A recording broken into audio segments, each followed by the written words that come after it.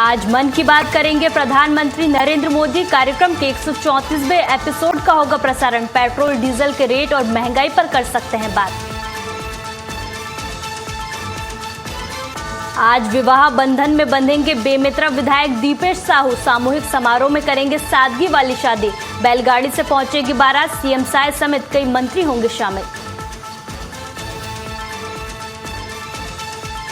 UP के 58 जिलों पर मौसम का बड़ा अलर्ट। मौसम ने बदला मिजाज। कई जिलों में भारी बारिश। यूपी में मौसम को लेकर जारी हुआ येलो अलर्ट।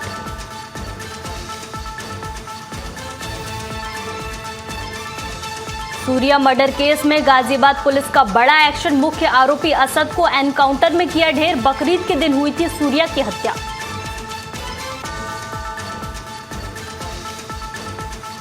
आईपीएल 2026 में आज फाइनल की जंग। खिताबी मुकाबले में आरसीबी और गुजरात के बीच होगी टक्कर। दोनों टीमों के पास दूसरा टाइटल जीतने का मौका।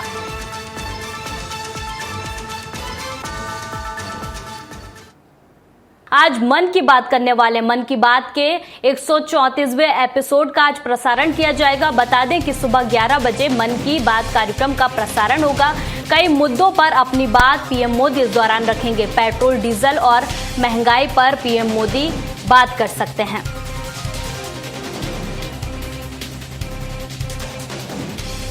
तो बता दें कि आज मन की बात कार्यक्रम के 134वें एपिसोड का प्रसारण होगा और इस दौरान पीएम मोदी कई मुद्दों पर अपनी बात रखेंगे। खासतौर पर पेट्रोल डीजल और महंगाई को लेकर पीएम मोदी चर्चा कर सकते हैं, अपनी बात रख सकते हैं।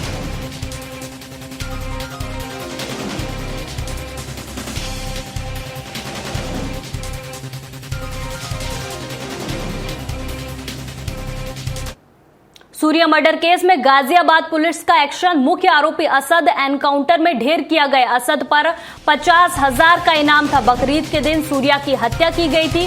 सूर्या हत्याकांड में असद का एनकाउंटर किया गया है। तो ये बड़ी खबर आपको गाजियाबाद से बता रहे हैं, जहां सूर्या मर्डर केस में पुलिस ने बड़ा एक्शन लिया है। मुख्य आरोपी असद को एनकाउंटर में पुलिस ने ढेर कर दिया है। बता दें कि ईद के दिन सूर्या की हत्या की गई थी और इसके बाद मुख्य आरोपी का एनकाउंटर किया गया है।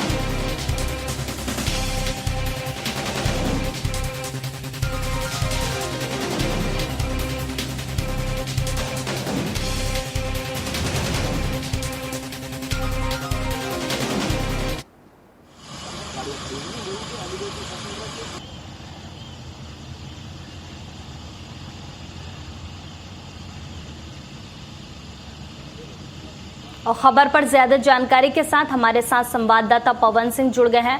पवन, इस खबर को लेकर क्या कुछ ज्यादा जानकारी है?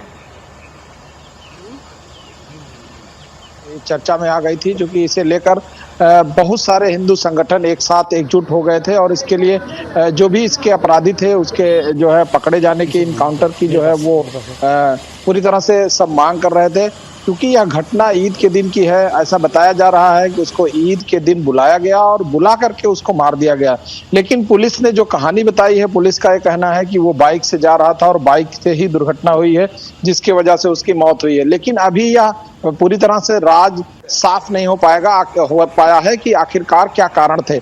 लेकिन इसके बावजूद भी अभी एक आरोपी ढेर हो गया और एक को पकड़ा गया। अभी भी एक फरार है, जिसके लिए अभी पुलिस तलाश कर रही है और पुलिस इसमें जांच भी कर रही है कि आखिरकार इस घटना के पीछे के क्या कारण थे। क्योंकि ये सूर्या का घटना जिस तरह से हुआ था गाजियाबाद में, पूरी तरह से हिंदू संगठन एकजुट हो गए थे जिस तरह से इसकी घटना की गई थी और इसको लेकर के पूरी क्षेत्र में एक सनसनी और चर्चा का विषय बन गया था कि आखिरकार कि किसी के ऊपर किस तरह से आदमी भरोसा करेगा अगर किसी को इस तरह से बुला करके और उसके बाद गोद करके हत्या कर दिया जाए।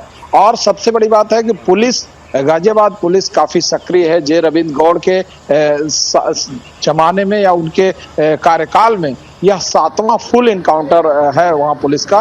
पुलिस चूंकि इससे पहले भी काफी सक्रिय रही है गाजियाबाद में लगातार, जो कि वहां गाजियाबाद सेंसिटिव क्षेत्र है, कई और इससे पहले भी घटनाएं हो चुकी हैं और लगातार पुलिस इस पे नजर बनाए रखती है। लेकिन यह घटना काफी चर्चा में था, चूंकि सूर्या का 28 मई को हत्या हुई थी। 28 मई के बाद पूरी तरह से पुलिस तलाश कर रही थी, सकते में थी आखिर किस तरह से घटना हुआ, किस तरह अंजाम दिया गया, इसके पीछे के क्या कारण है। लगातार जांच चल रही है।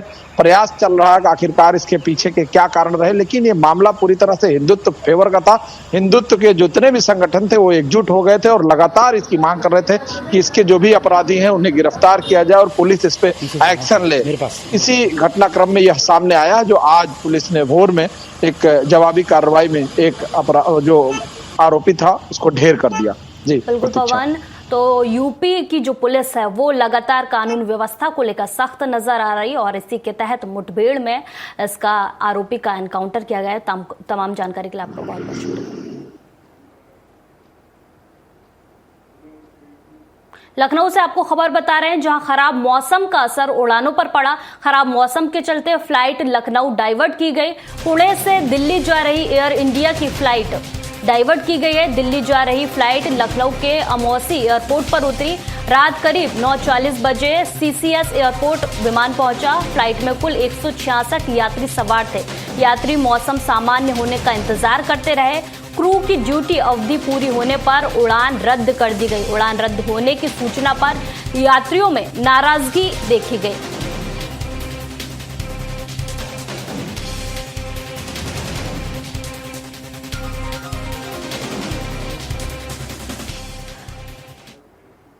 लखनऊ से बड़ी खबर है। मौसम विभाग ने उत्तर प्रदेश के 58 जिलों में तेज आंधी और बारिश का येलो अलर्ट जारी किया है। अगले कुछ घंटों में गरज चमक के साथ बारिश और 40 से 70 किलोमीटर प्रति घंटे की रफ्तार से तेज हवाएं चल सकती हैं।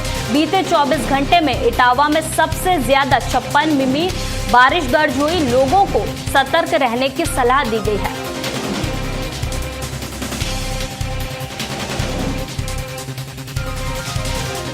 मौसम को लेकर उत्तर प्रदेश में अलर्ट जारी किया गया। 58 जिलों में बारिश के आसार हैं। गरज चमक के साथ बारिश की संभावना है। यूपी के 58 जिलों में मौसम विभाग ने येलो अलर्ट जारी किया है। तेज आंधी के साथ बारिश को लेकर चेतावनी जारी की गई है। वहीं 70 किलोमीटर प्रति घंटे की रफ्तार से तेज हवाएं चल सकती हैं।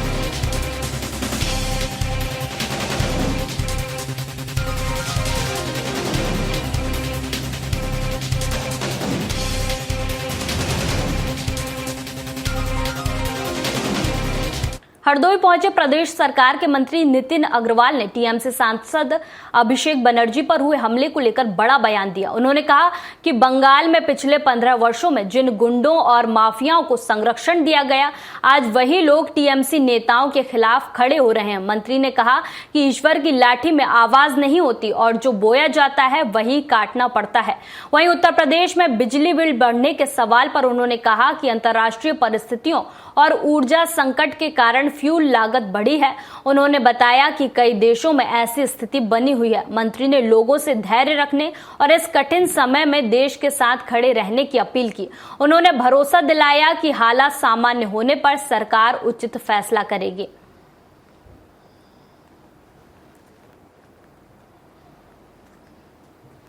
1.5 महीने से चल रहा है और युद्ध के कारण जो एनर्जी की रिक्वायरमेंट है, जो रिसोर्सेज जो हम बाहर से लेते हैं, उसमें एक भारी कमी देखने को मिल रही है और लगभग सारे देश को, हमारा देश नहीं बल्कि सभी देश क्राइसिस की दौर से गुजर रहे हैं और शायद यही एक बड़ा कारण है जब दामों को बढ़ाया जा रहा है। मैं उपभोक्ताओं से ये आग्रह करूंगा कि इस वक्त क्योंकि संकट का समय है, हमें धैर्यपूर्वक करना चाहिए। हमें इस संकट की घड़ी में देश के साथ खड़ा होना चाहिए। रामपुर में पैसों के लेन देन में युवक को गोली मारने के मामले में पुलिस ने बड़ी कार्रवाई की है। पुलिस ने मुठभेड़ के बाद गोलीकांड के आरोपी को गिरफ्तार कर लिया। आरोपी के पास से पुलिस ने तमंचा और कारतूस बरामद किया है। पुलिस के मुताबिक फायरिंग में घायल बदमाश रवि को इलाज के लिए अस्पताल में भर्ती कराया गया है। आरोपी से पूछताछ कर घटना से जुड़े अन्य पहलुओं का पता लगाया जा रहा है। पूरे मामले में मुख्य आरोपी अभी भी फरार है, जिसकी गिरफ्तारी के लिए संभावित ठिकानों पर दबिश दी जा रही है।